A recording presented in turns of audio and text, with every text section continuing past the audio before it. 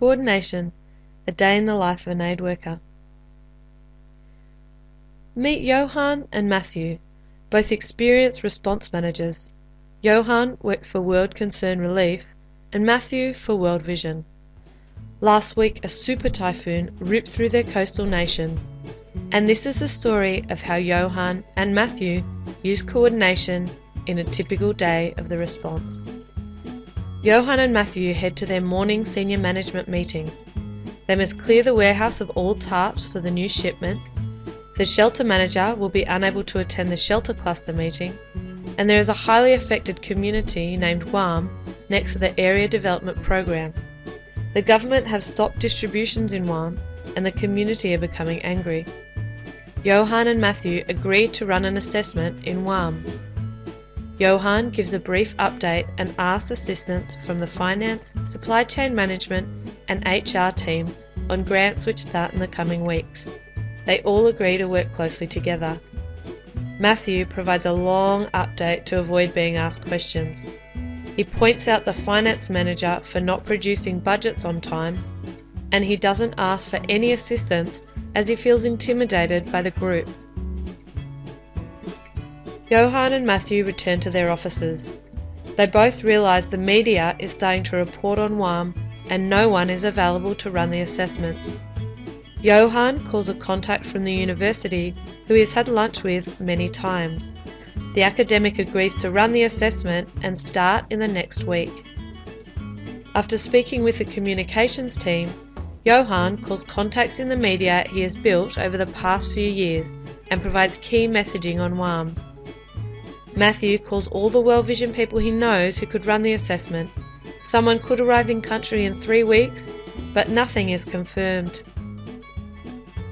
Johan and Matthew remember the shelter cluster meeting. Johan asks the logistics staff member Khalid to attend and make the needed decisions. He advises him they need to distribute tarps and gain permission for distributions in WAM. Matthew ignores the meeting and continues with his day. Khalid returns and advises that it is shelter cluster policy to distribute tarps with shelter kits, and he's organised a joint distribution of tarps and shelter kits with another agency. The cluster have agreed to jointly advocate to the government on distributions in WAM, and there is duplication with another NGO in the WASH programs. Johan and Matthew call a staff meeting. Johan explains the importance of coordination in the field to assist communities and avoid duplication. He smooths things over with the donor. Matthew is frustrated and tired.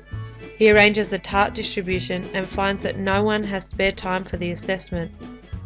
Ofta has arrived. Ofta congratulates Johan on setting up assessments and advocacy for WAM and fixing the duplication in the WASH programming.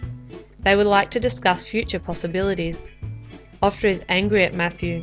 World Vision have done very little for the people of WAM and are not even involved in advocacy.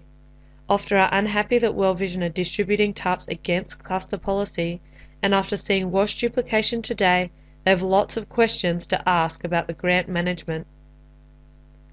So what can we learn from Johan?